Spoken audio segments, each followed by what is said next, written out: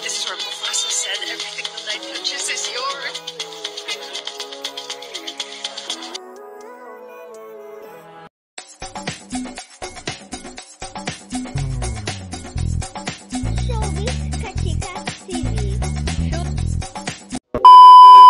Hello mga kachika! Talaga namang napakasaya nga ng Ekonin na sila Jericho Rosales at Janine Gutierrez sa kanilang wild adventure sa Africa.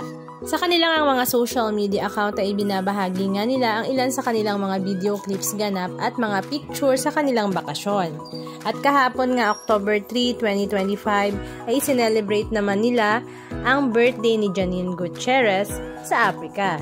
At ang caption nga ni Eko ay, "Currently on a beautiful road trip with a birthday girl, Janine Gutierrez. But here's an update. The weather's very nice and she's very happy." Masaya nga ang sinalubong ng Ekonin ng ika-36 birthday ni Janine na talaga namang kitang-kita nga ito sa kanyang mga ngiti.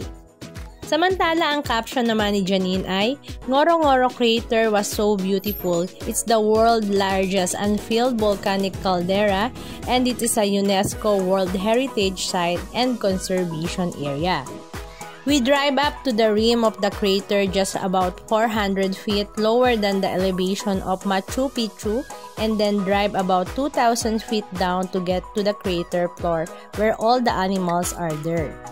Definitely one of the most magical places on Earth. First day safari and we saw 4 out of the big 5. Yes, you were right. We're in Tanzania." Halika at panoorin natin ang ilan sa mga video clips ganap na kanilang ibinahagi sa kanilang mga social media accounts. This is where Mufasa said everything the light touches is yours.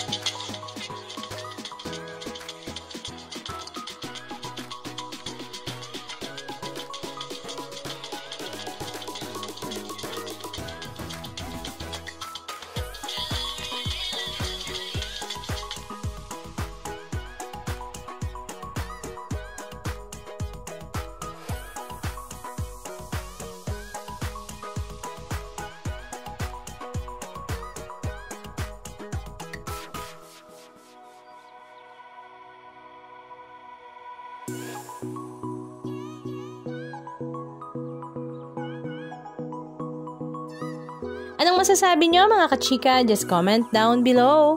And please don't forget to subscribe. Thank you!